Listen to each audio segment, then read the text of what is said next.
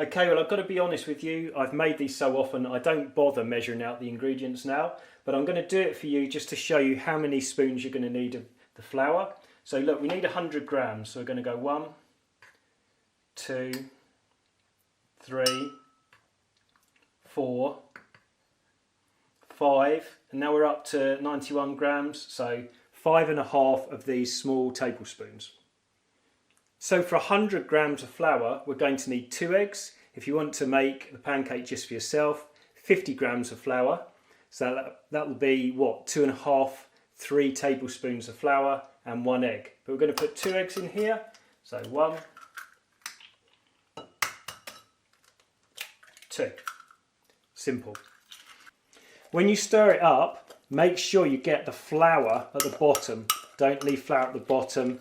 Just fold it over like that. You can see the flour coming to the top. Make sure that every bit of it is yellow.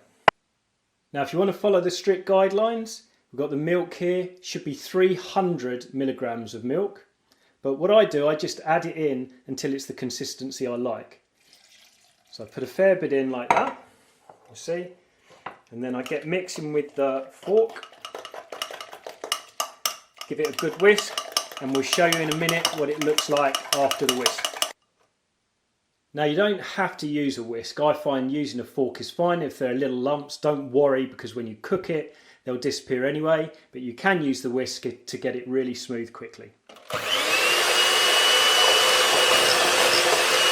Now I'm pretty happy with that consistency. It's like liquid, but it's just a little bit thicker than liquid to stir. But if you're unhappy with the consistency, just get a little bit of flour, add it in, stir it in, and now you can see it's like a very thin paste, and that's perfect now to make our pancakes with. Okay, so 2 things to check before you cook your pancakes. Check the consistency. If I put a fork in it, it should go through quite easy, but just be a little bit gloopy, and then that's going to be perfect when we pour it in.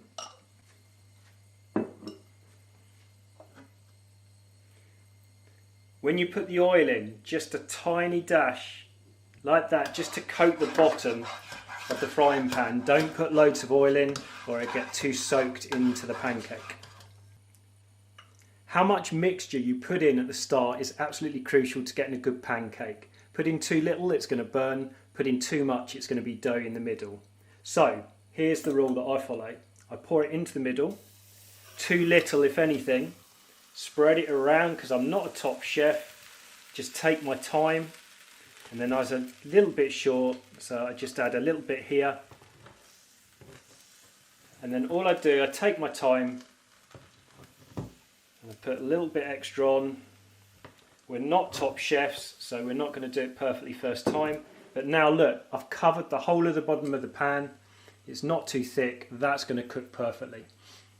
Now as it's cooking, just tap round the side and keep it loose. So then it's going to be very easy to flip. I've got a little bit extra here that's not cooked quite as quick, so I just move it over. But look, I can just get under that. And then that's going to be very easy to flip over when it's at perfect. Now, I can check it as I go. So if I get under the pancake, like so, that is perfect. Look, golden brown. Not burning at all. That's going to be a perfect pancake. I'll flatten it down. Don't worry if you've got little split bits, it doesn't matter. It's the important thing is what it tastes like. I can check it as I go, look. Because I've cooked it well, I can flip. That's almost done perfectly. So I'm going to give that 20 more seconds.